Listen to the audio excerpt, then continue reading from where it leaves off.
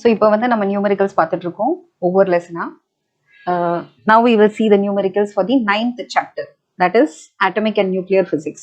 இதனோட numericals மட்டும் புக்ல சால்வ்ட் ஆன எக்ஸாம்பிள்ஸ் மட்டும் தான் பார்க்க போறோம். So that you can get 2 or 3 mark அந்த செக்ஷனை கான்சென்ட்ரேட் பண்றதுக்காக. புக்ல இருக்கிற முதல் எக்ஸாம்பிள் 9th லெசன்ல first example, the radius of the 5th orbit of hydrogen atom is 13.25 angstrom. Calculate the de Broglie wavelength of the electron orbiting in the 5th orbit. De Broglie wavelength இது என்ன கான்செப்ட்ல நம்ம படிச்சிருக்கோம்? The circumference should be equal to n times lambda. இதுதான் போர் சொன்ன. போர் postulate என்ன சொல்லியிருக்காருன்னா, எந்த ஆர்பிட்ல ஒரு எலக்ட்ரான் ஃபிட் ஆகும்? Okay, imagine that this is your 5th orbit. It is having a radius r, r5 னு போட்டுக்கலாம். r1, r2, r3 ஈஸியா இருக்கும் ஞாபகம் வச்சுக்கிறது.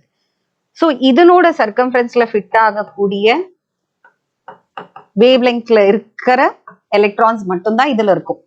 இதுல ஒரு எலக்ட்ரான் ரிவால்வ் ஆகுறதுன்னா அதனோட வேவ் லெங்க் எப்படி இருக்கணும்? 2π r5 பண்ணினோம்னா it should be an integral multiple of the lambda. அந்த லாம்டாக்கு 1 lambda, 2 lambda, 3 lambda அப்படி இருக்கணும். n specifies the number of the orbit.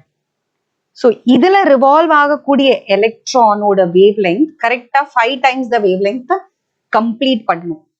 1, 2, 3 எத்தனை வேவ் லெங்க் அது கம்ப்ளீட் பண்ணிருக்கணும் இந்த சர்க்கம்ஃபரன்ஸ்ல? 5. இதுதான் டி ப்ராக்லி சொல்றது. Bohr's postulate also says that the angular momentum should be equal to அப்படின்னு சொன்னோம் இல்லையா, அதுல இருந்து தான் நமக்கு கிடைக்கிறது. Angular momentum L should be equal to nh/2π அப்படின்னு சொன்னோம். ஆங்குலர் மொமெண்டம்ங்கிறது என்னது? m into v into r, கரெக்டா? so 2πr should be equal to nh/mv. h/mv என்னது? De Broglie wavelength. இப்படிதான் இந்த equation கிடைக்கிறது.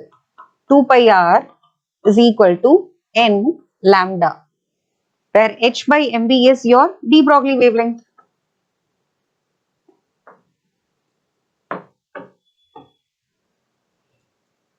Simple and a derivation. This easily you can get 2 marks. 1 mark for writing the equation 2πr is equal to n lambda ன்னு எழுதினா 1 mark. அதுல என்ன கொடுத்திருக்கான்? r ஓட value ஆம்ஸ்ட்ராங்ல கொடுத்திருக்கான். அதை சப்ஸ்டிடியூட் பண்ணிக்கோ. லாம்டா 1 கேட்டிருக்காங்க. they have given 5th orbit. எத்தனாவது ஆர்பிட்ங்கிறதையும் கொடுத்துட்டாங்க. Direct application. 2πr is equal to n lambda 2 into pi 3.14 into 13.25 into 10 power minus 10 போட்டுக்கோ. 5 into lambda. ரொம்ப easy 2 mark question. Now 9th lesson second example. Find the angular momentum velocity of the electron revolving in the 5th orbit of the hydrogen atom. Angular momentum na m into v into r. Velocity of the electron. Now இதுல என்ன use பண்றோம்? L is equal to nh/2π சொன்னேன் இல்லையா? இதுக்கு முன்னாடி நம்ம எழுதினோம் அதே equation தான் நம்ம எழுதுறோம். L is equal to nh/2π ன்னு நம்ம போட்டோம். அதை தான் இங்க அப்ளை பண்ண போறோம். L is equal to nh/2π. So டைரக்டா angular momentum கிடைச்சிடும். எத்தனாவது ஆர்பிட்? 5வது orbit 5 into Planck's constant of value 6.6 into 10 power minus 34 divided by 2 into pi.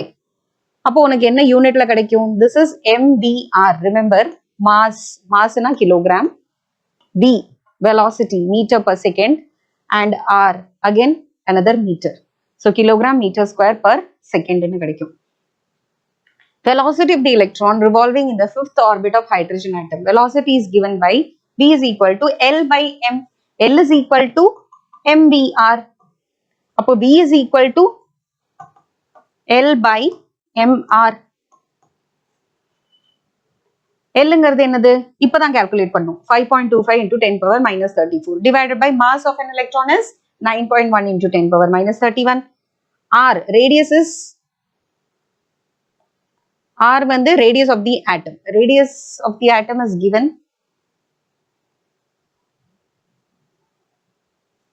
13.25 angstrom. They should actually give. இது கொஞ்சம் முன்னாடி நம்ம கண்டுபிடிச்சோம் இல்லையா? அது 5th orbit ஓட radius is, radius of the orbit also you can calculate. So radius of the orbit is 13.25. அந்த 13.25 into 10 power minus 10 நம்ம போட்டுக்கிறோம். Usually they will give radius of the 5th orbit எவ்வளோனா 13.25 angstrom. Only if they give you can solve this. So அதுல இருந்து velocity கண்டுபிடிச்சிடலாம். Okay. இப்போ third example, 9th lessonல third example என்ன கேட்டிருக்காங்கன்னா, show that the ratio of velocity of an electron in this first Bohr orbit to the speed of light c is a dimensionless number. Velocity in the first orbit ஓட எலக்ட்ரானோட வெலாசிட்டியும் velocity of lightையும் divide பண்ணும்போது உனக்கு கிடைக்கிறது வந்து ஒரு dimensionless நம்பரா இருக்கணும். Compute the velocity of electrons in the ground state, first excited state and second excited state in the Bohr atom model for hydrogen. The velocity of an electron in the nth orbit is general equation another Vn is equal to h divided by 2 pi m a naught z by n, where a naught is Bohr radius. Bohr radius oda value another constant value 0.53 Armstrong na படிச்சோமா, அது எப்படி கிடைச்சது? epsilon naught h square by pi m e square. அதுக்கு எந்த equation நம்ம equate பண்ணினோம்? mv square by r, centrifugal force is provided by the Coulomb's force of attraction between the nucleus and the electron which is revolving around it. அதை வச்சுதான் நம்ம இந்த equation derive பண்ணுவோம். இதுல a naught வந்து already ஒரு constant இருக்கு. So Vn is equal to h divided by 2 pi m a naught z by n னு போட்டேனா next stepல என்ன சொல்லியிருக்காங்க அவங்க? multiply and divide by c பண்றோம் நம்ம. எதுக்காக? Vn by c கிடைக்கிறதுக்காக right hand sideல you multiply and divide with it. So c into e square divided by 2 epsilon naught h ங்கிறது already constant. அதோட ஒரு c வேற multiply பண்ணிட்டு மீதியை மட்டும் தள்ளி வச்சுக்கிறோம். So இந்த particular value இருக்கு இல்லையா, e square divided by 2 epsilon naught hc, இந்த value is called as alpha, fine structure constant அப்படின்னு சொல்லுவோம். இதுக்குள்ள இருக்கிற எல்லாமே constant. Charge of an electron, epsilon naught permittivity, h ங்கிறது Planck's constant, c ங்கிறது velocity of light. For a hydrogen atom, z is equal to 1 and for the first orbit n is equal to 1. The ratio of the velocity of electron in the first orbit to the speed of light in the vacuum or free space is given by n வர இடத்துல 1 போடு. So இங்க என்ன ஆயிடும்? c இருக்கு, alpha இருக்கு, ஒரு z மட்டும் இருக்கு, n becomes 1. So v1 by c is equal to just alpha. Because z ஒன்னு போட்டுட்ட ஹைட்ரஜன்ங்கிறதுனால n 1 போட்டுட்ட. You're getting a constant alpha. இனி ஆல்பாக்குள்ள இருக்கிற வேல்யூஸ் எல்லாம் சப்ஸ்டிடியூட் பண்ணி பாரு. மேல வந்து e ஸ்கொயர் வந்திருக்கு. ங்கிறது என்னது? Charge of an electron. அதோட யூனிட் வந்து கூலும் ஸ்கொயர்ல வரும். எப்சிலான் நாட் அப்படிங்கிறது பெர்மிட்டிவிட்டி ஆஃப் ஃப்ரீ ஸ்பேஸ். அதனோட unit is coulomb square per newton per metre square. And வேற என்ன இருக்கு? Planck's constant. பிளாங்க்ஸ் கான்ஸ்டன்டோட யூனிட் வந்து newton metre second.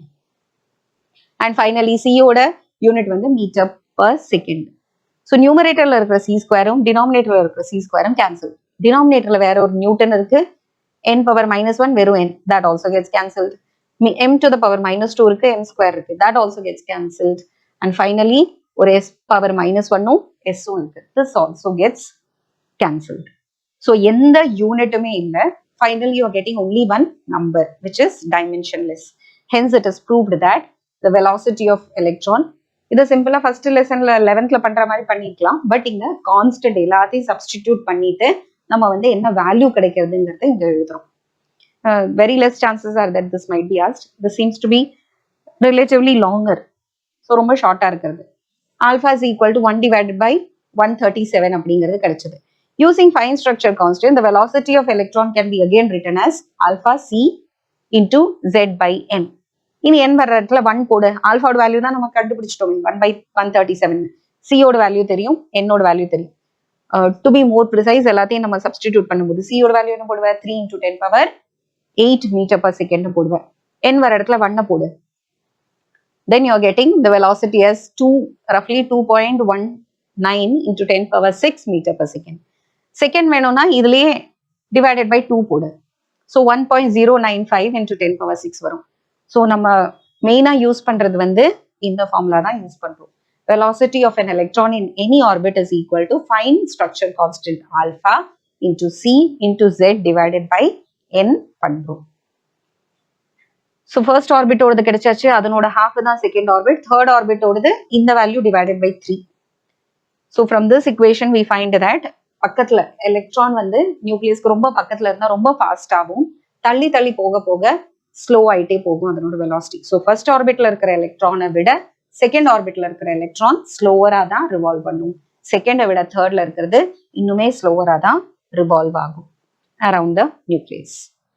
So 3 examples புக்ல இருக்கிற எக்ஸாம்பிள்ஸ் பார்த்துட்டோம். 4வது, calculate the energy of the system. The Bohr model atom is derived with the assumption that the nucleus of the atom is stationary and only electrons revolve. Suppose the nucleus is also in motion, calculate the energy of the new system.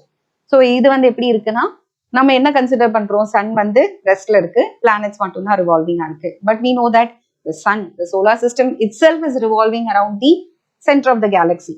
அதே concept தான் இங்க. நம்ம வந்து nucleus ரெஸ்ட்ல இருக்கு, nucleus வந்து electron வந்து நியூக்ளியஸை சுத்திட்டு இருக்குன்னு நம்ம படிச்சிருக்கோம். இப்போ ஒருவேளை நியூக்ளியஸும் சேர்ந்து சுத்துறதுன்னா what will be the total new energy of the system அப்படின்னு கேட்டிருக்காங்க. ஸோ நம்ம ரெண்டோட சென்டர் ஆஃப் மாஸ் எல்லாத்தையுமே கன்சிடர் பண்ணணும். Let the mass of the electron be m and mass of the nucleus be capital M. Since there is no external force, இது எதுல இயங்குறது, தன்னோட internal forces, that is centripetal force between the electron and nucleus தான் இதை revolve பண்ண வச்சுருக்கு. Since there is no external force acting on the system, the center of mass of hydrogen atom remains at rest. Hence, both nucleus and electron move around the center of mass. இப்போ சன்னுக்கும் எர்த்துக்கும் நடுவுல இருக்கிற center of mass, it will be much closer to the sun. Centre of mass lesson 11th ஸ்டாண்டர்ட்ல படிக்கிறதே நம்ம படிச்சிருக்கோம். Heavier மாஸுக்கு பக்கத்துல தான் centre of mass இன்க்ளைண்டா இருக்கும். ஸோ இந்த இடத்துல யாரோட மாஸ் ஜாஸ்தி, நியூக்ளியஸோட மாஸ் ஜாஸ்தி. நியூக்ளியஸ்ல புரோட்டான், நியூட்ரான் இத்தனையும் இருக்கு. ஆனா சுத்திட்டு இருக்கிற எலக்ட்ரானோட மாஸ் ரொம்ப மைன்யூட், ரொம்ப கம்மியான value. So centre of mass preferably it should be, logically it should be closer to the nucleus. நியூக்ளியஸ்க்கு பக்கத்துல தான் இருந்தாகணும். அப்போ let us assume that this is the center of mass and the distance of nucleus from the center of mass is r1 and the distance of electron from this one is r2. V be the velocity of the nuclear motion, small v be the velocity of electron. The total linear momentum, since there is no external force, the total linear momentum of the system is conserved. The momentum of the electron plus the momentum of nucleus should be equal to 0. So minus mv, இது centre of மாஸ்ல இருந்து ஒன்னு பாசிட்டிவ்ல இருக்கிறதாவும் ஒன்னு நெகட்டிவ்ல இருக்கிறதாவும் எடுத்துக்கிறோம். So இதனோட velocity negative, இதனோட velocity positive. Mass of the nucleus into velocity of nucleus should be equal to mass of the electron into velocity of the electron. ரெண்டுமே ஈக்குவலா தான் இருக்கணும். எலக்ட்ரானோட மாஸ் கம்மிங்கிறதுனால என்னோட வெலாசிட்டி ரொம்ப ஹையா இருக்கணும். நியூக்ளியஸோட மாஸ் ஹைங்கிறதுனால அதனோட வெலாசிட்டி கம்மியா இருக்கணும். So momentum of magnitude of the momentum of electron should be equal to magnitude of the momentum of the nucleus. Total kinetic energy is also conserved in this. The total kinetic energy is equal to Pn square. Nucleus oda momentum. You know the relationship between kinetic energy and momentum. Kinetic energy ingiradhu half mv square. இதை நம்ம திருப்பி ஒரு m ஆல multiply and divide பண்ணுறோம். Multiply and divide by m. So this becomes momentatoda square. P square divided by 2m ஆகிறது. ஷார்ட்டா சொல்லலாம். Kinetic energy is equal to P square divided by 2 times the mass of the object. இந்த equation use பண்ணி Pn square divided by 2m போடுறோம் kinetic energy of nucleus கண்டுபிடிக்கிறதுக்கு. P square by 2 small m போடுறோம் kinetic energy of electron கண்டுபிடிக்கிறதுக்கு. So P square by 2 into 1 by capital M plus 1 by small m நம்ம போடுறோம். So 1 by capital M plus 1 by small m is equal to 1 divided by mu m. Here the reduced mass mu m is equal to LCM edu. Capital M plus small m divided by capital M into small m is equal to 1 by mu m. அப்போ mu m என்னது? Capital M small m divided by capital M plus small m. Therefore, the kinetic energy of the system is P square divided by 2 into mu m. Kinetic energy கிடைச்சாச்சு. Potential energy of the system is the total energy of the hydrogen can be expressed by replacing mass by the reduced mass. Total energy ஓட equation நம்ம ஏற்கனவே கண்டுபிடிச்சிருக்கோம். Minus m e power 4 divided by 8 epsilon naught h square n square. அந்த m வர இடத்துல இப்ப என்ன போடணும்? Center of mass ஓட total mass of the system, reduced mass of the system mu s போட்டுக்கிறோம். mu m போட்டுக்கிறோம். Since the nucleus is very heavy compared to the electron, the reduced mass is closer to the mass of the electron. Closed. LCM எடுக்கிறது. So m plus m. இதை என்ன சொல்றாங்கன்னா இங்க வந்து almost this is negligible. This m will get cancelled. M plus m is going to be small capital M மட்டும்தான். So capital M cancel ஆகும். Reduced mass ஓட value roughly அது வந்து mass of the electron தான் இருக்கும். You know what is reduced mass? This will be approximately equal to capital M divided by capital. This is not going to make a significant change in the mass. Capital M தான் ஜாஸ்தி, small m already கம்மியா தான் இருக்கு. So capital M cancel ஆயிடும். Since the potential energy of the system is the same total potential energy of the hydrogen, it can be expressed by replacing the mass with reduced mass. So fourth example பார்த்துட்டோம். 9th lessonல atomic and nuclear physicsல worked out examples பார்த்துட்டு இருக்கோம். Suppose the energy of an electron in a hydrogen-like atom is given by energy is minus 54.4 divided by n square into EV. Then n is an element of n. Calculate the following. Sketch the energy levels for this atom and compute its atomic number. If the atom is in the ground state, compute its first excitation potential and also its ionization potential. When a photon with energy 42 electron volt and another photon with energy 51 electron volt are made to collide with this atom, does this atom absorb these photons? Determine the radius of the first Bohr orbit. Calculate the kinetic and potential energies of electron in the ground state. இவ்வளவும் கேட்டிருக்காங்க. They have asked for 5 portions in it. First one, sketch the level. n வர இடத்துல 1 போடு, அப்போ first energy level கிடைக்கும். n வர இடத்துல 2 போடு, 3 போடு. அப்படி கிடைக்கிற values வச்சு you have to draw the energy levels. That is the solution. First one, n வர இடத்துல 1 போடு, 2 போடு, 3 போடு, அப்படி ஒன்னுக்கு நிறைய values கிடைக்குது. Finally, n வர இடத்துல 0 போட்டு n is equal to infinity. Now, what are the numbers? First one, you are getting it as minus 54.4. அடுத்தது வந்து minus 13.6 கிடைக்கிறது. Next one, minus 6.04 கிடைக்கிறது. What is the difference between 54 and 13? 54க்கும் 13க்கும் நடுவுல இருக்கிற distance ரொம்ப ஜாஸ்தி. அப்ப இந்த கேப் வந்து நல்லா ஹையா இருக்கிற மாதிரி நீ வரையணும். அடுத்ததுக்கு கேப் குறையிறது, அடுத்ததுக்கு இன்னுமே குறையிறது, இப்படி குறைஞ்சுக்கிட்டே போறது. So இந்த மாதிரி you will sketch. What was the second question? If the atom in the ground state, if the atom is in the ground state na n வர இடத்துல 1 போடு. What is its first excitation potential? Ionization potential. Excitation potential na என்ன? இருக்கிறதுல இருந்து ஒரு higher levelக்கு போகணும். First energy level இருக்கு, second energy levelக்கு first excitation சொல்லியிருக்காங்க.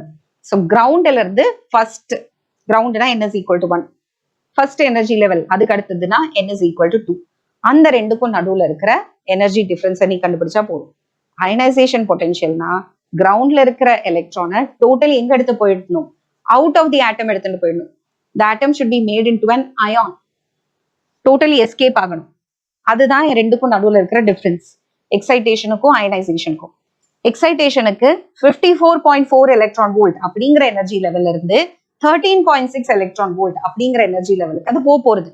So அந்த ரெண்டுக்கும் நடுவுல இருக்கிற டிஃபரன்ஸை கண்டுபிடிச்சிட்டோம்னா you will get 40.8 electron volt. That is your first excitation potential, which is equal to excitation potential னு கேட்டிருக்காங்க. பொட்டன்ஷியல்னா write the answer in volt. இது எலக்ட்ரான் வோல்ட்ல இருக்கு. வோல்ட்டுக்கு எப்படி கன்வெர்ட் பண்றது? டிவைடட் பை E பண்ணு. E gets cancelled. 40.8 electron volt அப்படியே 40.8 volt னு எழுதுறோம். That is your first excitation potential in volt. இனி அயனைசேஷன்ங்கிறது டோட்டலி 0 இருக்கு இல்லையா, infinity, out of the atom escape ஆகணும். அதுக்கு மைனஸ் 54.4 எலக்ட்ரான் வோல்ட்டோட ionization potential will be plus 54.4 electron volt. புரிஞ்சுதா? மைனஸ் 13.6 ஓடுது பிளஸ் 13.6 என்ன கொடுத்தா அதனோட எனர்ஜி 0 ஆகும். எனர்ஜி 0 ஆச்சுன்னா it is not bound to the nucleus, it can escape from the nucleus. இதுதான் அதனோட, இதுதான் difference between excitation and ionization. எக்ஸைட்டேஷன்னா லெவல் 1ல இருந்து லெவல் 2க்கு போகணும். அயனைசேஷன்னா லெவல் 1ல இருந்து totally out of the atom போயிடணும். Hence the first ionization potential is E ionization divided by small e. E ionization எவ்வளோ? 54.4 electron volt divided by E பண்ணு, அதையே வோல்ட்டில் எழுது. இங்க எப்படி எலக்ட்ரான் வோல்ட் வோல்ட்டில் எழுதணுமோ எக்ஸைட்டேஷன் பொட்டன்ஷியல் அதே மாதிரி அயனைசேஷன் எழுது. First part was draw the energy level diagram, அது வரைஞ்சிட்டோம். Second portion was calculate the first excitation potential and first ionization potential and express both in volt. அதையும் பண்ணிட்டோம். Consider two photons A and B. Photon A having an energy 42 electron volt and photon B having energy 51 electron volt. From Bohr assumption, energy level difference எதுக்கு equivalent இருக்கோ அதை மட்டும் தான் absorb பண்ணும். Difference in energy level is equal to the energy of Bohr postulate என்ன சொல்றது? Suppose ஒரு electron வந்து ரெண்டு எனர்ஜி லெவலுக்கு நடுவுல டிரான்சிஷன் நடந்ததுன்னா that should be equal to NH nu. It should be integral multiple of h into nu frequency எனர்ஜிக்கு. இங்க வந்து எந்த எனர்ஜி அதுக்கு ஈக்குவலண்டா இருக்கும் இந்த டிஃபரன்ஸுக்கு அது மட்டும் தான் அப்சார்ப் ஆகும். ஸோ நம்ம வந்து இந்த கிரவுண்ட் ஸ்டேட்டுக்கும் ஃபர்ஸ்ட் ஸ்டேட்டுக்கும் நடுவில் இருக்கிற இப்போ கால்குலேட் பண்ணுவோம் ஃபர்ஸ்ட் எக்ஸைட்டேஷன் பொட்டன்ஷியல், அதாவது ரஃப்லி 40.8 வோல்ட்னு சொன்னது 41 எலக்ட்ரான் வோல்ட்னு எடுத்துக்கலாம். இதுக்கு நியரஸ்ட் அது இருக்கு 42 எலக்ட்ரான் வோல்ட் இருக்கு. This can be absorb, but 51 totally absorb பண்ணாது. 51 அப்சார்ப் பண்ணி எந்த லெவல்ல போய் நிற்கும்?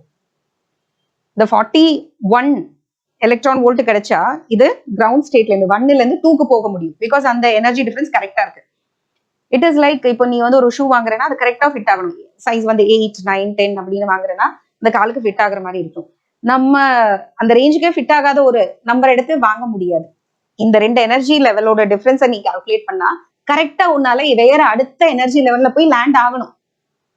1ல இருந்து எலக்ட்ரான் ரிலீஸ் ஆச்சுன்னா n is equal to 1ல இருந்து it should either go and sit into n is equal to 2 or n is equal to 3, n is equal to 4. ஏதாவது ஒரு particular it cannot roam about in the atom. அந்த energy difference இருக்கு இல்லையா, அது கரெக்டா இதனோட integral மல்டிபிளா இருக்கணும். அப்பதான் அது ஃபிட் ஆகும். அதனாலதான் அந்த 42 மட்டும் அப்சர்வ் பண்ணிக்கிறது. அதே மாதிரி 51 இருக்கான்னு நம்ம பாத்துக்கிறோம். சிமிலர்லி மற்ற லெவல்ஸ்க்கும் இருக்கிற எல்லா லெவல்ஸ்க்கும் கிவன் லெவல்ஸ்க்கு நம்ம செக் பண்ணிக்கணும். கிரவுண்ட் ஸ்டேட் 54.4, அடுத்தது வந்து 13.6, அதுக்கு அடுத்தது வந்து 6.04, அதுக்கு அடுத்தது 3.4. இப்படி எல்லாம் எதுக்கு வேணா மேட்ச் ஆகணும். 1 you have to compare with 2, 1 with 3, 1 with 4, 1 with 5, 2 with 3, 2 with 4, 2 with 5 அப்படி பண்ணோம். இங்க எல்லாமே 1 ஃபர்ஸ்ட்ல இருந்து தான் பண்ணியிருக்கோம். அதை தவிர இன்னும் பண்ணியிருக்கோம் E3 E1, E4 E1, E3 E2 எல்லாமே எல்லா பாசிபிலிட்டிஸும் கன்சிடர் பண்ணியிருக்கோம். எல்லா பாசிபிலிட்டிஸ்லயே நம்ம என்ன பார்க்கிறோம்? It doesn't match with 42. For all possibilities, no difference in energy is an integral multiple of 4. Hence, photon A is not absorbed by this atom, but photon B is absorbed. E4 minus E1 is equal to 51.51 electron volt, which means that photon B can be absorbed. இது near about தான் இருக்கு, அதனால absorb பண்ண முடியாது அப்படின்னு சொல்லியிருக்காங்க. எக்ஸாக்டா எவ்வளவு வேண்டி இருந்தது நமக்கு? 40.8 தான் வேணும். 41 வச்சு ஒன்றும் பண்ண முடியாது. அப்போ கூட 40.8னா ரஃப்லி 41. This is still 1 electron volt higher than the expected value. 41னா கூட அப்சார்ப் பண்ணிக்கலாம். திஸ் இஸ் +1, ஒரு 42 எலக்ட்ரான் வோல்ட் வருது. ஏயோட எனர்ஜி வச்சு ஒண்ணுமே யூஸ் இல்லை. ஆனா பிக்கு எதுல மேட்ச் ஆகுது? பியோடது வந்து E4 to E1 டிரான்சிஷன் இருக்கு, அதுல மேட்ச் ஆகுறது. அதனோட exactly 51 electron volt. So photon B, photon A ரெண்டையும் கால்குலேட் பண்றோம். என்னென்ன பாசிபிலிட்டிஸ் இருக்கோ எல்லா பாசிபிலிட்டிஸையும் கன்சிடர் பண்றோம். எலக்ட்ரான் வந்து ஃபர்ஸ்ட் ஆர்பிட்ல இருந்து செகண்டுக்கு போகலாம், ஃபர்ஸ்ட்ல இருந்து தேர்டுக்கு போகலாம், ஃபர்ஸ்ட்ல இருந்து ஃபோர்த்துக்கு போகலாம், செகண்ட்ல இருந்து தேர்டு, செகண்ட்ல இருந்து ஃபோர்த்து, இல்லையா ஃபர்ஸ்ட்ல இருந்து ஃபோர்த், அப்படி எல்லா காம்பினேஷனையும் நம்ம பார்க்கிறோம். அதுல ஃபர்ஸ்ட் என்ன ஸ்டார்ட் பண்ணோம்? E2க்கு போறதா கன்சிடர் பண்ணிருப்போம். E1ல இருந்து E2க்கு போறதுன்னா எவ்வளவு எனர்ஜி வேணும்? 41 எலக்ட்ரான் வோல்ட். E1ல இருந்து E3 போறதுன்னா 48.6. ஒருவேளை E1ல இருந்து E4க்கு போறதுன்னா 51 எலக்ட்ரான் வோல்ட் வேணும். இது நடுவுல இருக்கிற ஒன்னே ஒண்ணு E2ல இருந்து E3 போறதுன்னா அதையும் பாத்துக்கிறோம். அது இன்னுமே ரொம்ப கம்மியா இருக்கு, 7.56 எலக்ட்ரான் வோல்ட். ஸோ அதை எதோடையும் மேட்ச் ஆகாது. எதுலையுமே 42 எலக்ட்ரான் வோல்ட் மேட்ச் ஆகல. ஆனா 51 எலக்ட்ரான் வோல்ட் வந்து E4 மைனஸ் E1ல மேட்ச் ஆகுது. அதனால ஃபோட்டான் A அப்சார்ப் பண்ண முடியாது, ஆனா ஃபோட்டான் B அப்சார்ப் பண்ணிக்கலாம். Radius of the orbit A0 into n square by z. ஈஸியான formula. n is equal to 1, z is equal to 2 போடு. A z is equal to 2. What is given in the question? Determine the radius of the first orbit, the energy of an hydrogen-like atom.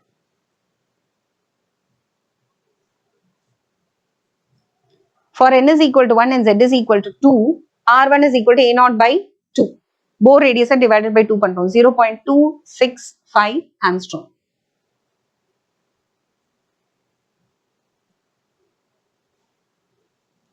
Since the total energy is equal to negative of the kinetic energy formula is minus 54.4 divided by n square electron volt.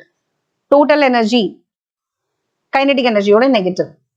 Already kinetic energy 54.4 negative la irukku, positive la varudhu. Since potential energy is negative of twice the kinetic energy, potential energy is equal to minus 2 into kinetic energy.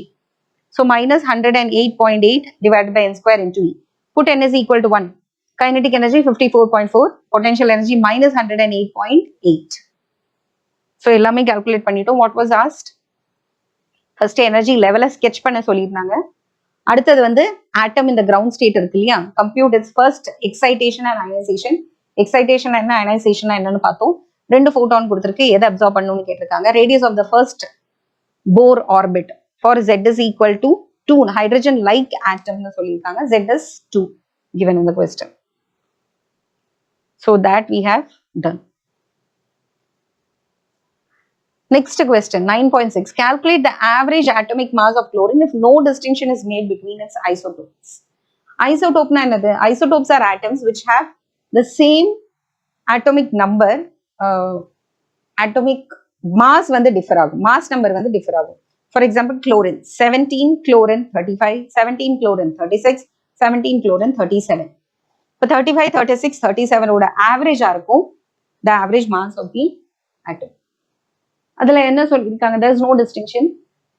நேச்சர்ல இருக்கிற குளோரின்ல 75% வந்து 35 mass இருக்கிறதும் மீதி 24.23%. this they will given the question. எவ்வளோ percentage இருக்கு? 75.77% வந்து என்ன mass இருக்கு? 35 இருக்கு. மீதி இருக்கிற 24.23% மாஸ் வந்து 37 இருக்கு.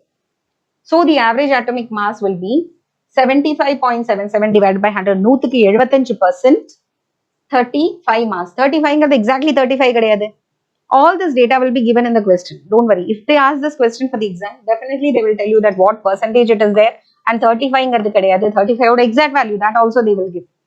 75.77 divided by 100 into 34.96885 atomic mass units plus மீதி இருக்கிற 24.23 divided by 100 into 36.96593. It is only a matter of calculation, pure calculation. உட்காந்து time consuming அவ்வளவுதான். But answer is between 35 and 37. ஏன்னா அதிகமான percentage 35 தானே இருக்கு, 20% தான் உனக்கு 37. So the answer is going to be closer to 35. 35.453 atomic mass unit வருது. Next, 8th example. Calculate the density. இது எக்ஸாம்பிள்ங்கிறத விட இது ப்ரூஃபா கேட்கலாம். Show that the density of nucleus with mass number A is constant. இது நியூமரிக்கல் கிடையாது, ப்ராப்பரா proof மாதிரி theory question தான். என்ன மாஸ் நம்பரா இருந்தாலும் பரவாயில்ல. இது என்ன சொல்ல வருதுன்னா, ஹைட்ரஜனோட நியூக்ளியஸா இருந்தாலும் சரி, குளோரினோட நியூக்ளியஸா இருந்தாலும் சரி, யுரேனியத்தோட இருந்தாலும் சரி, the nuclear density is constant. The nuclear density does not depend on the mass number. அப்படிங்கிற கான்செப்ட் தான் இந்த எக்ஸாம்பிள் நமக்கு ப்ரூவ் பண்ணுறது. Calculate the density of nucleus with mass number A. From equation 9.19, the radius of the nucleus R is equal to R0 into A to the power 1/3, where R0 is a constant. Fermi இருக்கு. Then the volume of the nucleus is V is equal to 4/3 pi R cube is equal to R வர இடத்துல என்ன போடணும்? R0 into A power minus 8 to the power 1/3. 1/3 into 3 is 1. So 4/3 pi R0 cube into A னு போடுறோம். By ignoring the mass difference between the proton and neutron, the total mass of the nucleus having a mass number A is equal to A into M. Mass of the proton தனியா, mass of the neutron தனியா எடுக்காம ரெண்டுக்கு ஆவரேஜா M தான் mass. ஏன்னா mass of புரோட்டானுக்கும் நியூட்ரானுக்கும் பெரிய difference கிடையாது. 1.67 உனக்கு 1.66. ஸோ ரஃப்லி எம்னு எடுத்துக்கலாம். ஜென்ரலா மாஸ் ஆஃப் த நியூக்ளியான் அப்படின்னு எடுத்துக்கலாம். நியூக்ளியஸ்ல எத்தனை பார்ட்டிகல்ஸ் இருக்கு? Number of protons plus number of neutrons, which is the mass number A. So total mass of the atom is A into M. Nucleus ஓடுது, ஆட்டத்தோடது இல்லை, நியூக்ளியஸ் ஓடுது. A into M, where M is the mass of proton, which is equal to 1.6726. So nuclear டென்சிட்டிங்கிறது mass of the nucleus divided by volume. மாஸ்ங்கிறது A into M, வால்யூம்ங்கிறது 4/3 pi R0 cube into A. A gets cancelled. Small m is constant. 4/3 pi R0 is also constant. எல்லா வேல்யூமே constant. இதுல Z வரல, A வரல. So எதுவா இருந்தாலும் பரவாயில்ல, you are getting the same density. The above expression shows that the nuclear density is independent of the mass number. In other words, all the nucleus in the world, right from hydrogen to uranium, the heaviest, எதுவா இருந்தாலும் பரவாயில்ல, nucleus ஓட density is always constant. We can calculate the numerical value by substituting the corresponding values. அது பார்த்தோம்னா 1.67 into 10 power minus 27 divided by 4/3 pi 1.2 into 10 power minus 15 the whole cube பண்றோம். that is Fermi and the R0 oda value 2.3 into 10 power 17 kilogram per meter cube.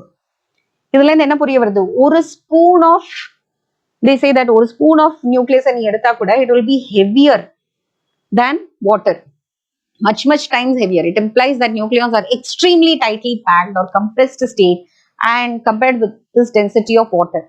வாட்டரோட density நமக்கு தெரியும், வாட்டரோட density is 1000 kilogram per meter cube. அதனோட எத்தனை மடங்கு வந்திருக்கு, 10 power 14 times more than the density of water. So dense it is, highly dense. Nucleus is a very dense material. Next, compute the binding energy of helium nucleus using the following data. Atomic mass of helium is, mass வந்து 4 னு நம்ம சொல்றோம், but exact value is 4.00260. Hydrogen ஓட 1.00785. இதனோட binding energy கேட்டிருக்காங்க. Binding energy is equal to mass of hydrogen plus number of neutrons into mass of a neutron minus mass of the atom. Okay, எத்தனை protons, Z protons இருக்கு, N neutrons இருக்கு, mass numberல இருந்து மைனஸ் பண்ணிடணும். Nucleus ஹீலியத்துக்கு Z is equal to 2, N is equal to A minus Z, which is 4 minus 2, 2. Mass defect, 2 proton 2 neutron minus nucleus ஓடுது. இது ரெண்டும் சேர்ந்திருந்தா எவ்வளவு வந்திருக்கணும், ஆக்சுவல் மாஸ். ஆக்சுவலி அதுல 2 புரோட்டான் 2 நியூட்ரான் இருக்கு, அதனோட எக்ஸாக்ட் மாசஸை மல்டிப்ளை பண்ணி இதுல இருந்து மைனஸ் பண்றோம். ஹீலியத்துல ஒரு மாஸ் டிஃபெக்ட் இருக்கு 0.03043 U.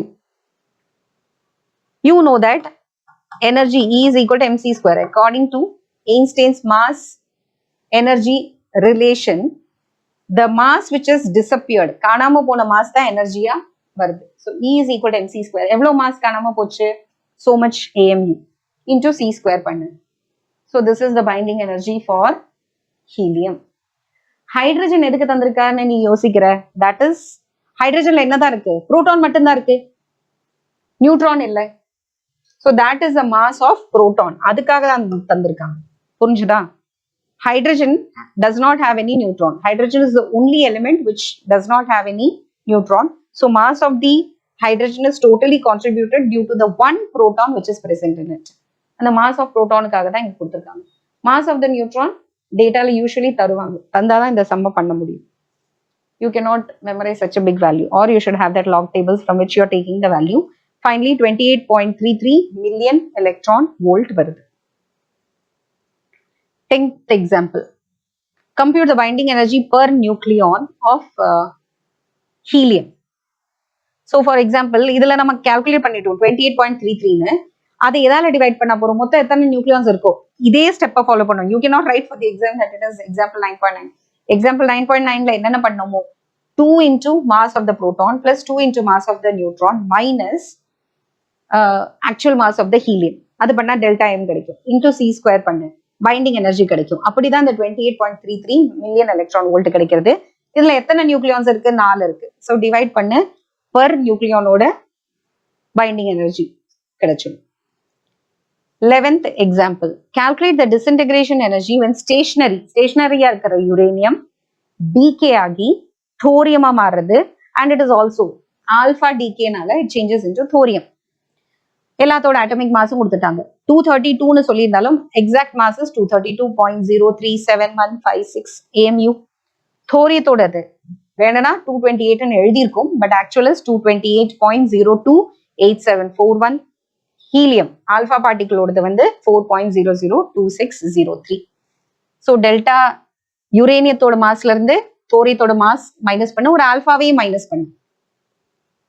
இதுதான் ஆக்சுவல் மாஸ் ஆஃப் யுரேனியம். இதை ரெண்டையும் சேர்த்திருந்தா யுரேனியத்தோட மாஸ் வந்திருக்கணும், ஆனா வராது.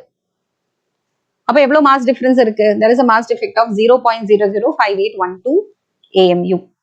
1 AMU gives 931 million electron volt. 1 AMUங்கிறது 1.6 into 10 to the power minus 27 into 3 into 10 power 8 the whole square னு பண்றோம், divided by 1.6 into 10 to the power minus 19. எதுக்காக, சாரி எலக்ட்ரான் வோல்ட்ல கிடைக்கிறதுக்காக. ஓகே, அப்படிதான் நமக்கு 931 மில்லியன் எலக்ட்ரான் வோல்ட் வருது. இந்த கால்குலேஷனுக்குலாம் நீ போக வேண்டாம், it is so time consuming. அதனால 1 AMU காணாம போச்சுன்னா 931 மில்லியன் எலக்ட்ரான் வோல்ட் கிடைக்கும். அப்ப இத்தனை AMU காணாம போச்சுன்னா 931 மில்லியன் எலக்ட்ரான் வோல்ட் கிடைக்கும்.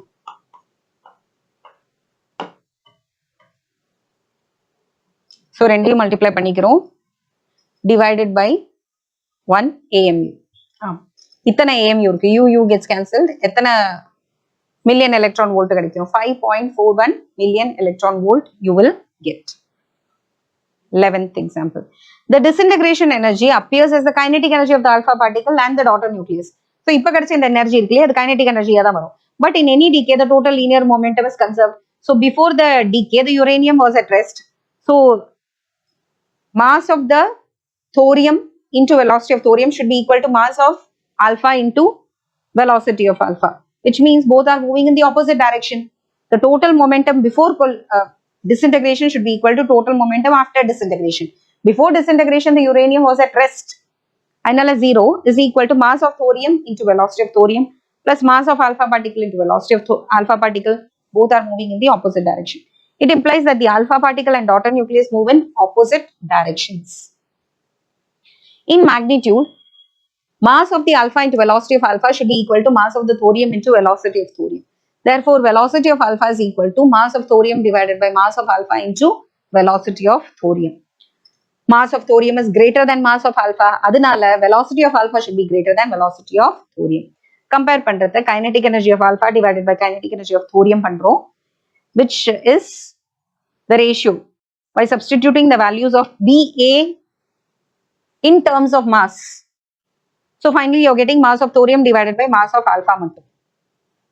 நமக்கு velocity of alpha வும் தரல, velocity of thorium வும் தரல. But you can calculate the ratio of velocity of alpha with respect to velocity of thorium using the formula law of conservation of linear momentum. அந்த பேசிஸ்ல velocity of thorium என்னவா இருக்க போகுது, velocity of alpha என்னவா இருக்க போகுதுங்கிறது நமக்கு தெரியும். அந்த பேசிஸ்ல you can calculate. This ratio will help you to calculate the ratio of kinetic energy between both. Is equal to 57. The kinetic energy of a particle is 57 times greater than the kinetic energy of daughter nucleus. So, in effect பார்த்தோம்னா ஹெவியா இருக்கிற தோரியத்தை விட லைட்டா இருக்கிற alpha தான் ரொம்ப high kinetic எனர்ஜியோட move ஆகுறது. The total kinetic energy, disintegration energyங்கிறது இந்த ரெண்டு கைனடிக் எனர்ஜியும் சேர்ந்தது தான். So 57 KE kinetic energy of thorium plus kinetic energy of thorium is 58 times the kinetic energy of thorium is 5.41 million electron volt. அதை 58 ஆல divide பண்ண kinetic energy of alpha கிடைச்சிடும். kinetic energy of thorium கிடைச்சதுன்னா into 57 பண்ணிட்டேன்னா kinetic energy of alpha கிடைக்கும். இதுலயும் நம்ம பார்க்கும்போது it is only 98% of the total kinetic energy which is taken by the alpha particle. மீதி இருக்கிற 2% is given to the thorium. Total energy ல 2% தான் thorium carry பண்றது, ஆனா 98% is transferred to alpha particle. Next, ரொம்ப இன்ட்ரெஸ்டிங்கான question. Calculate the number of nuclei of carbon 14 undecayed after 22,920 years if the initial number of carbon atoms is 10,000. The half-life of carbon is 5730. உட்கார்ந்து divided by 2 பண்ணி geometric progressionலயும் இந்த சம்மா பண்ணலாம். அப்படி பண்ணாலும் உனக்கு answer கிடைக்கும். You can be solved in any way. But என்ன பண்ண போறோங்கிறத பார்க்கலாம். இது என்ன சொல்றது, அதுல முதல்ல எவ்வளவு பார்ட்டிகல்ஸ் இருக்கு, 10,000 கார்பன் பார்ட்டிகல்ஸ் இருக்கு. அந்த 10,000 வந்து 5,000 மாறதுக்கு எவ்வளவு வருஷம் எடுக்கும், அதுதான் ஹாஃப் லைஃப். 5,730 இயர்ஸ்க்கு அப்புறம் அந்த 10,000 என்னவா மாறும், 5,000 மாறும். இன்னொரு 5,730 இயர்ஸ்க்கு அப்புறம் அது என்னவா மாறும், 5,000 2,500 மாறும். நெக்ஸ்ட் அதே மாதிரி இன்னொரு 5,730 இயர்ஸ்க்கு அப்புறம் that 2,500 or 1,250 will divide and become 625 atoms. இப்படிதான் இந்த போயிட்டே இருக்கும். ஸோ கொடுத்திருக்கிற டைம்ல எத்தனை ஹாஃப் லைஃப் இருக்குன்னு பாரு, அத்தனை வாட்டி டிவைடட் பை 2 பண்ணணும். இந்த 22,920ல எத்தனை 5,000 எத்தனை வாட்டி அது ஹாஃப் ஆகும்னு பாரு. 4 வாட்டி ஹாஃப் ஆகும். ஒரு வாட்டி ஹாஃப், இன்னொரு வாட்டி ஹாஃப் ஆகும், திருப்பி இன்னொரு வாட்டி ஹாஃப் ஆகும், கடைசியில 4 வாட்டி ஹாஃப் ஆகும். So half can be raised to 4 into 10,000 இருந்தது இப்ப என்னவா குறைஞ்சிடும், 625. 4 வாட்டி குறையுமா, first 10,000 will become 5,000, 5,000 will become 2500. 2500 will become 1250 and 1250 will become 625 atoms. ரொம்ப ஈஸியான சம். இது 2 மார்க்ஸ்ல கேட்கறதுக்கு சான்சஸ் இருக்கு. ஈஸியா இருக்கிற சம்ஸ் மட்டுமா பார்த்தா கூட போதும். A radioactive sample having 2.6 microgram of pure nitrogen which has a half-life of 10 minutes. 10 minutesல number of atoms கம்மியாயிட்டு இருக்கும். மாஸ் கொடுத்திருக்காங்க பாரு, not the number of atoms. குழப்பிக்காதே, மாஸ் வந்து பாதி ஆகாது. எத்தனை நம்பர் ஆஃப் ஆட்டம்ஸ் இருக்கோ, எத்தனை நம்பர் ஆஃப் நியூக்ளியஸ் இருக்கோ அதுதான் பாதி ஆகுமே தவிர மாஸ் பாதி ஆகாது. அந்த மாஸ்ல எத்தனை நம்பர் ஆஃப் நியூக்ளியஸ் இருக்குங்கிறது கண்டுபிடிக்கணும். நம்பர் ஆஃப் ஆட்டம்ஸை நம்ம தான் கண்டுபிடிக்கணும். எவ்ரி 10 minutes அது வந்து நம்பர் ஆஃப் மாலிக்யூல்ஸ் வந்து half ஆயிட்டே இருக்கும். How many nuclei are present initially? What is the activity initially? What is the activity after 2 hours? Calculate mean life of the sample. To find N0, we have to find the number of nitrogen 7, nitrogen 13 atoms in 2.6 microgram. கொடுத்திருக்கிற மாஸ்ல எத்தனை இருக்குன்னு கண்டுபிடி.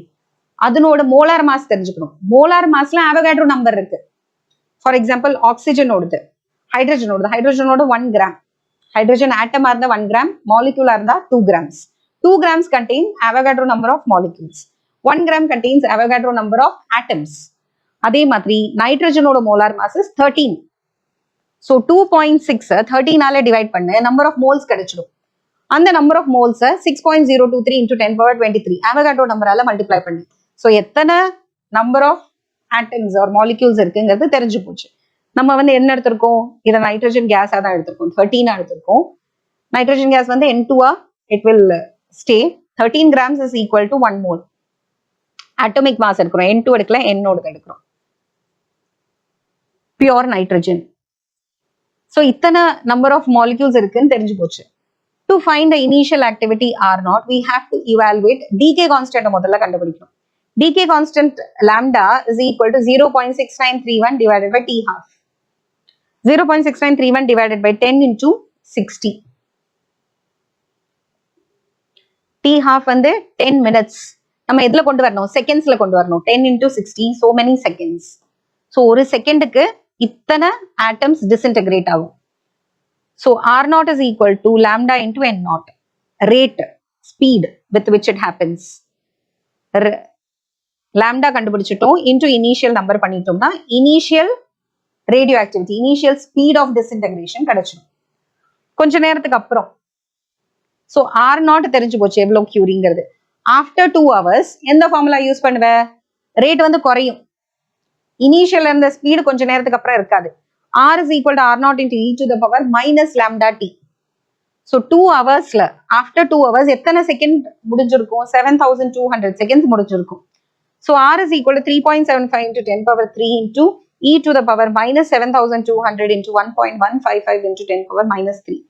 So R is equal to so much curie. பாத்தியா, முதல்ல எவ்வளோ இருந்தது, 3.7 into 10 to the power 3 curie இருந்தது. இப்போ வெறும் 0.9 curie மாறும் வெறும் 2 மணி நேரத்துல. பிகாஸ் 10 minutesல half life குறைஞ்சிட்டே வருது. ஸோ செகண்ட் மெத்தட் என்ன பண்ணலாம், R is equal to எத்தனை half life இருக்குன்னு கூட பார்க்கலாம். half 1/2 to the power n ன்னு போட்டுட்டு that also you can do. If this is easier, you can go for this. n is equal to 12 times. இந்த 120 minutesல எத்தனை half life இருக்குன்னு பார்க்கலாம். எத்தனை வாட்டி half ஆகும் ரேட்டுன்னு. ஒரு வாட்டி half ஆகும், அந்த half திருப்பி இன்னொரு வாட்டி half ஆகும். எத்தனை வாட்டி half ஆகும்னு பார்த்தா 12 வாட்டி half ஆகும். அப்படியும் போட்டு பண்ணலாம். இது இதனோட ஆர் மெத்தட் தான். இது this you have to write. mean life கண்டுபிடிக்கிறது T half divided by 0.6931. So T halfங்கிறது 10 minutes which is 10 into 60 seconds divided by 0.6931, 865.67 seconds இருக்கு. So that was the 13th question. இது கொஞ்சம் ரிலேட்டடா இருக்குங்கிறதுக்காக என்ன கொடுத்துருக்காங்க, இப்போ கீழடியில இருக்கு இல்லையா ஆர்கியாலஜிக்கல், நமக்கு பாக்கி எல்லாம் கிடைக்கிறது. Small Hamlet has become one of the very important archaeological places of Tamil Nadu. It is located in Sivagangai district. A lot of artifacts, அதுல இந்த கோல்ட் காயின்ஸ் கிடைக்கும், பாட்டரி கிடைக்கும், பீட்ஸ் கிடைக்கும், அயன் டூல்ஸ், ஜுவல்லரி, சார்கோல் எல்லாம் கிடைக்கிறது.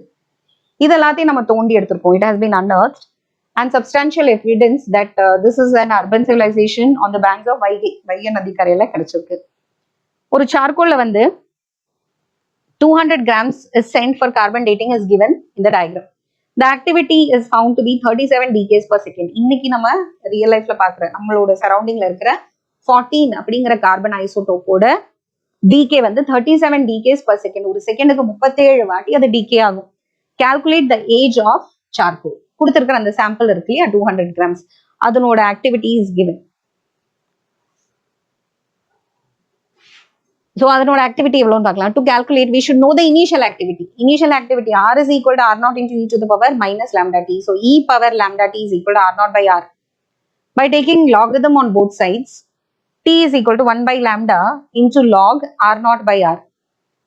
R is equal to, R is given as 30. The activity is found to be 37. இங்க வந்து நமக்கு என்ன கிடைக்கிறது? R naught by R is equal to 38 decays per second or 38 becquerel. By applying logarithm you are getting. So lambda is equal to 0.6931 divided by T half. T half வந்து 5730 years carbon ஓடுது into 3.156 into 10 power 7 seconds per year. Okay. இது வந்து எத்தனை decays ஒரு செகண்டுக்கு? அப்போ ஒரு வருஷத்துல எத்தனை செகண்ட்ஸ் இருக்கு? 3.156 into 10 power 7 seconds per year. அதை நம்ம மல்டிப்ளை பண்றோம். ஸோ 1 இயர்ல எவ்வளவு செகண்ட்ஸ் இருக்குன்னு கண்டுபிடிக்க 365.25 into 20 into 60 into 60 பண்றோம். So lambda is equal to 3.83 into 10 power minus 12. Initial activity கண்டுபிடிக்கிறதுக்கு R naught into lambda N naught. N naught is the initial number of carbon atoms which is present. 200 grams இருந்திருக்கு. கார்பனோட molar mass என்னது 12. 200 12ஆல divide பண்ணு into Avogadro number பண்ணு. Initially எவ்வளவு ஆட்டம் இருந்திருக்கும்னு தெரியும். Initially எவ்வளவு ஆட்டம் இருக்குன்னு தெரிஞ்சிருந்தா லாம்டாவால மல்டிப்ளை பண்ணா இனிஷியல் ரேட் கிடைச்சிடும். So when the tree sample was alive, the ratio was 1.3 into 10 power minus 12. இது கான்ஸ்டன்ட் வேல்யூ. நம்ம உயிரினங்கள்ல கார்பன் 12 எவ்வளவு இருக்கு, கார்பன் 14 எவ்வளவு இருக்குங்கிற ரேஷியோ தான் இது. So the total number of carbon 14 atoms is இந்த ரேஷியோ. இந்த டோட்டல் ஆட்டத்துல 200 ஆட்டம் இருக்கு. அதுல 1.3 தான் என்ன இருந்திருக்கும்? கார்பன் 14 இருந்திருக்கும். So N naught is equal to 1 into 10 power 25 into 1.3 into 10 power 12 atoms. So initial activity வந்து lambda கிடைச்சாச்சு into decays பண்றோம் 50 becquerel இருந்திருக்கணும். By substituting the value of R naught and lambda in the equation, we get T. எத்தனை வருஷம் பழக்கமானது? 2500 years. So T is equal to 1 by lambda into log R naught by R. இதுக்கு lambda கண்டுபிடிக்கணும், R naught கண்டுபிடிக்கணும். Okay. R is 38 decays per second. இங்க இருந்து தான் நம்ம அதை அப்ளை பண்ணுவோம். 37 or 38 you can apply. Lambda கண்டுபிடிச்சிட்டோம், R naught கண்டுபிடிச்சிட்டோம், எல்லாத்தையும் சப்ஸ்டிடியூட் பண்ணிட்டோம். You get 2500 years. Now the last example of this lesson is 9. Calculate the amount of energy released when 1 kilogram of uranium undergoes fission reaction. See, இது ரொம்ப comparable. 1 kilogram யுரேனியத்தை நீ disintegrate பண்ண வச்சனா, fission undergo பண்ண வச்சனா எவ்வளவு energy கிடைக்கிறது? இந்த energy ரொம்பவே கம்பேரபிள் டு த லிக்னைட். NLCல வந்து நம்ம எவ்வளோ டன்ஸ் ஆஃப் கார்பனை எரிய வச்சு, லிக்னைட்டை எரிய வச்சு ப்ரொடியூஸ் பண்ற எனர்ஜிக்கும் இதையும் கம்பேர் பண்ணனா இவ்வளோ கிளீன் எனர்ஜி ஃபார்ம் பண்ண முடியுமான்னு நமக்கே ரொம்ப வியப்பா இருக்கும். ரொம்ப it is so surprising that you can produce so much of energy, clean energy using this fission reaction. நம்ம 1 கிலோ எடுத்திருக்கோம், 235 கிராம்ஸ்லயே 6.023 into 10 power 23 இருக்கு. ஸோ 1 கிலோல எவ்வளவு இருக்கும் அப்படின்னு பாக்குறதுக்கு 1 divided by 235 grams ஆக்குது. The number of atoms is equal to 6.023 into 10 power 23 into 1 divided by 235 0.235 பண்ணுவோம். So the number of atoms present in 1 kilogram is into 1000 பண்ணிக்கிறோம். 235ல வந்து அவகாட்ரோ நம்பர் இருக்கு.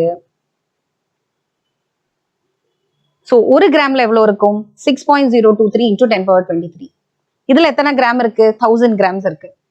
So much of atoms you have. இனி ஒரு ஆட்டம் வெடிச்சதுன்னா, fission undergo பண்ணுனா 200 million electron volt கிடைக்கும். இது எப்படி கண்டுபிடிச்சோம்? E is equal to mc square போட்டு தான் கண்டுபிடிச்சோம். எப்படி வந்து அங்க வந்து ஒரு AMU காணாம போச்சுன்னா 931 மில்லியன் எலக்ட்ரான் வோல்ட்னு கண்டுபிடிச்சோமோ அதே மாதிரி தான் இங்க ஒரு ஃபிஷன்ல 200 million electron volt binding energy. It is already calculated and it is given that for every fission you have 200 million electron volt released. So இங்க எத்தனை fission நடக்கும், இத்தனை atom fission நடக்கிறதுன்னு எடுத்துக்கலாம். All the atoms undergo fission. So you will get 5.12 into 10 power 26 million electron volt. ஆனா joules calculate பண்ணு. So this has to be converted into joules. You are getting 8.192 into 10 power 13 joules divided by kilowatt. ஏன்னா எத்தனை unit தரும், 2.27 into 10 power 7. 2, 2, 7, 1, 2, 3, 4, 5. இத்தனை units of energy தரும் வெறும் ஒரு kilogram யுரேனியத்தை நீ வந்து ஃபிஷன் அண்டர்கோ வச்சனா. This is enormously large amount. You can ஒரு 100 வாட்ஸ் பல்பை 30,000 வருஷம் அதை எரிய விட்டா கூட இவ்வளோ யூனிட் தான் அதை கன்சியூம் பண்ணும். And 20,000 tons of TNT explore பண்ணாதான் இந்த அளவுக்கு எனர்ஜி கிடைக்கும் அப்படின்னு சொல்றாங்க. புரிஞ்சுதா? So we have worked out the examples of 9th lesson. 15 sums இருக்கு எக்ஸாம்பிள். ஃபாஸ்டா ஒன்னு பார்த்துடலாம், ரீகேப் பார்த்துடலாம். Right from the first one. சிலது ஷார்ட்டா இருக்கு, சிலது தியரியா இருக்கு. But still we will see. Okay. 9th lessonல first question. ரொம்ப சிம்பிளான question. Calculate the de Broglie wavelength 2 pi r is equal to n lambda. Next one அதே 2 pi r is equal to n lambda. mb is equal to mbr is equal to nh by 2 pi. அதை use பண்ணி angular momentum கண்டுபிடிக்கிறோம். Angular மொமெண்டத்தை m into r. r எப்படி கிடைக்கும்? Previous கொஸ்டின்ல இருக்கிற ரேடியஸ்ல இருந்து நம்ம இதை கண்டுபிடிச்சிட்டு you are calculating the velocity of electron in the fifth orbit. Next, show that the ratio of velocity of electron. இதுக்கு ஜெனரல் ஈக்குவேஷன் நம்ம எடுத்துட்டு multiply and divide by c பண்றோம். அப்போ you are getting a constant. This constant is called as fine structure constant. இந்த fine structure constant dimensionless இருக்குன்னு prove பண்றோம். இதை வச்சு ஜெனரலா ஈக்குவேஷன் எழுதுறோம். Vn is equal to alpha c z by n. n வர இடத்துல 1 2 3 4 போட்டனா எந்த வெலாசிட்டி வேணா கிடைக்கும். For z is equal to 1, ஹைட்ரஜன்ங்கிறதுனால z is equal to 1 போடு.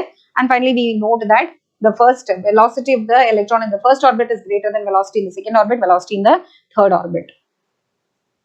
Okay, the Bohr atom model is derived with the assumption that the nucleus of the atom is stationary and only electrons revolve around the nucleus. But ரெண்டுமே revolve ஆச்சுன்னா என்ன ஆகும்? Centre of mass எங்க இருக்கும், system மொத்தமா எப்படி சுத்திட்டு இருக்கும், அது எல்லாத்தையும் நம்ம பார்க்கிறோம்.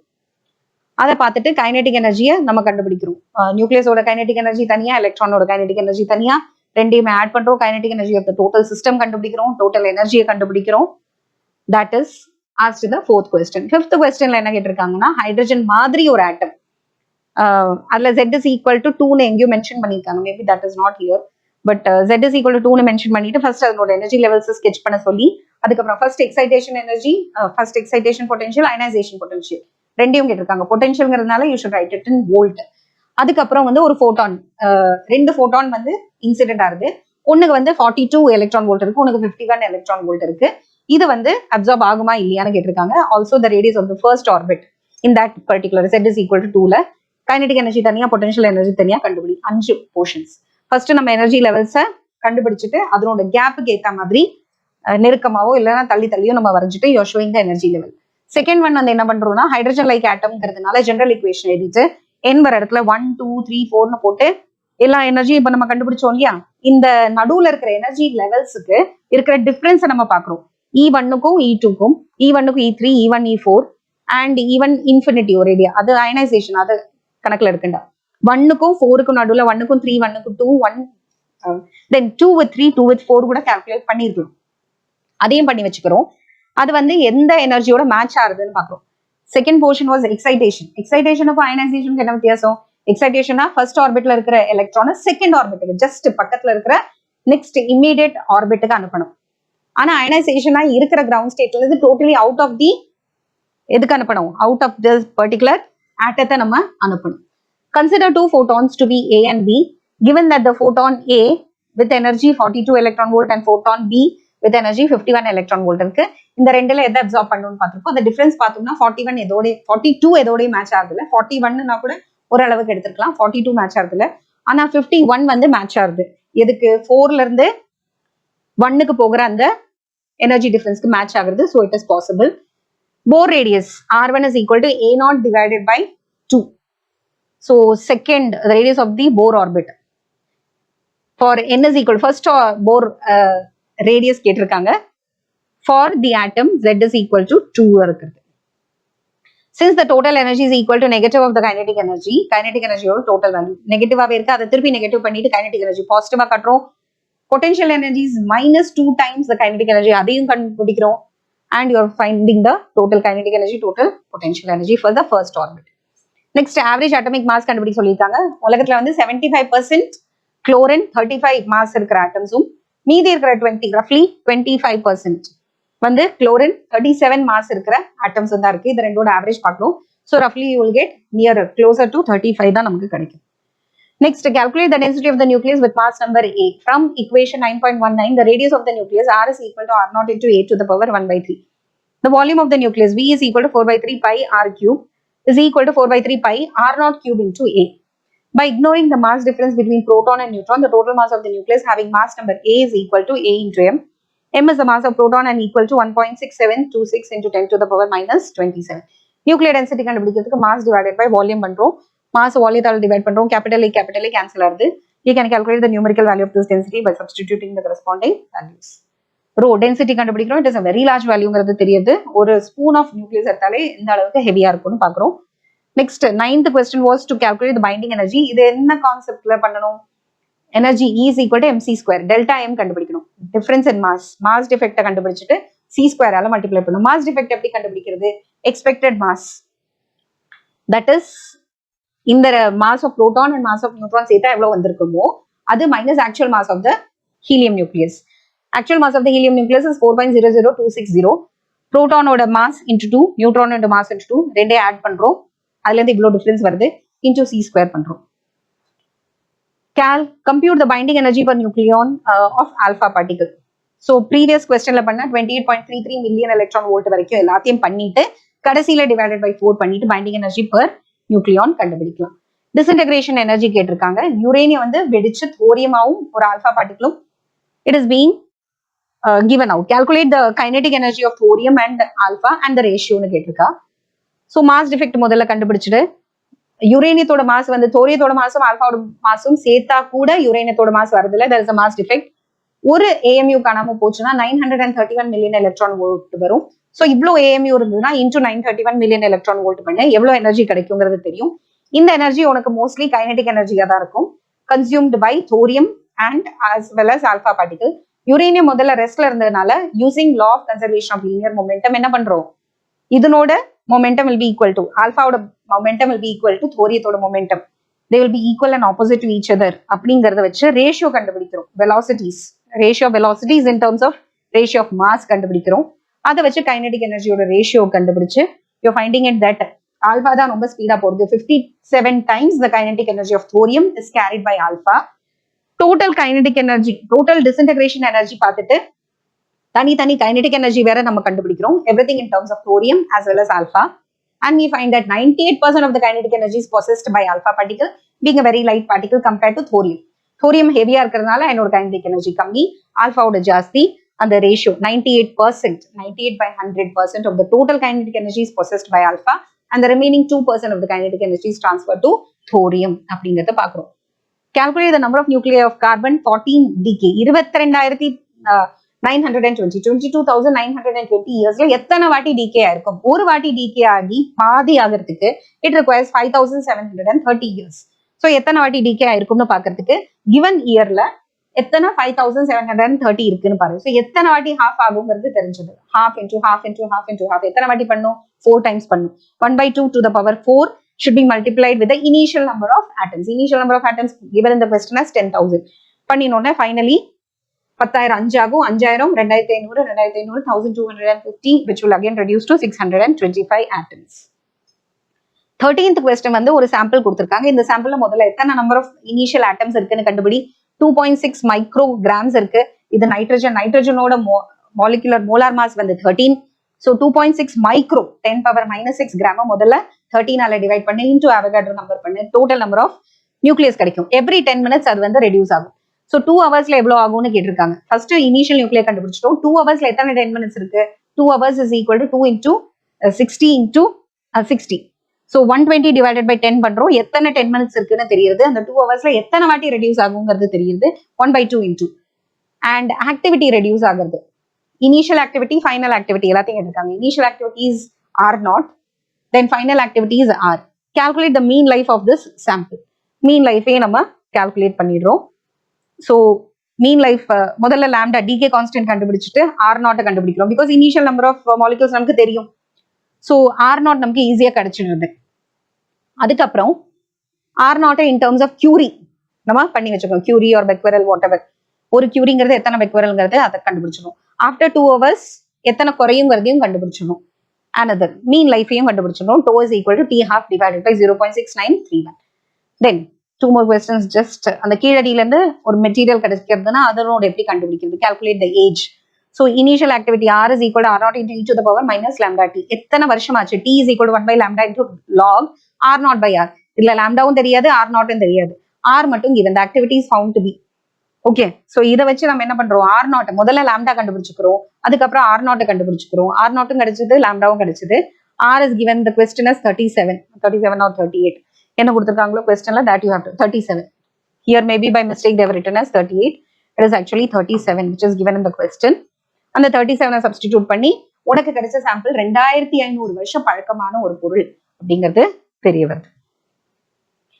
Calculate the amount of energy released when 1 kilogram of uranium undergoes fission reaction. 235 grams of இத்தனை atoms இருக்கு. in 1 gram of 92 uranium 235. The number of atoms is equal to 2.56 into 10 to the power 21.